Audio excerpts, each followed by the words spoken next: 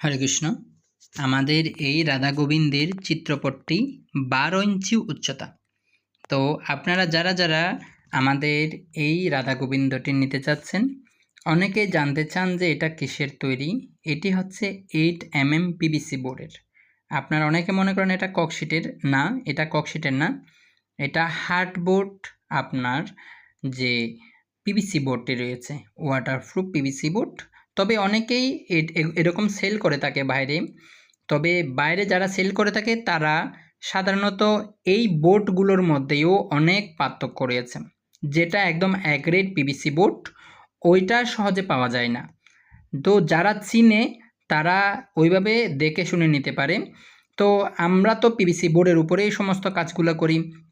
তো আমাদেরকে কেউ পিভিসি বোর্ড চেনানোর মতো থাকবে না। তো আমাদেরকে অন্ততপক্ষে খারাপ পিভিসি বোর্ড দিতে পারবে না, এবং আমরা যথেষ্ট পরিমাণ ভালো পিভিসি বোর্ডটি ইউজ করে আমরা রাধা গোবিন্দের এই চিত্রপটটি ব্যবহার করে থাকি। এবং এই চিত্রপটটি যখন আমরা তৈরি করে থাকি তখন আমরা চিন্তা করে থাকি যেন এটি কমপক্ষে 20-30 বছর পর্যন্ত লাস্টিং করতে পারে। এবং আপনি জল, চন্দন, তুলসী দিতে পারবেন, এটিতে ভেজা রুমাল দিয়ে মুছিয়ে দিতে পারবেন। ঠিক আছে? তো এক্ষেত্রে অনেকে আপনারা আমাদেরকে প্রশ্ন করেন, প্রভু এটা কি আসলে ভেজা রুমাল দিয়ে মোছানো যাবে? হ্যাঁ, অবশ্যই এটি ভেজা রুমাল দিয়ে মোছানো যাবে।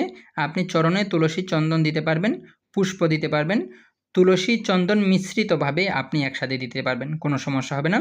এবং প্রত্যেক দিন আপনি এটিকে সুন্দরভাবে মুছে দিতে পারবেন ভেজা রুমাল দিয়ে একদম। ঠিক আছে? দেখুন কত সুন্দর। তো যারা আসলে অনেকে মার্বেল পাথরের বিগ্রহ সেবা করতে চান, কিন্তু মার্বেল পাথরের একটা বিগ্রহ মিনিমাম আপনার 80 থেকে 90 হাজার টাকা বাজেট রাখতে হবে আপনার।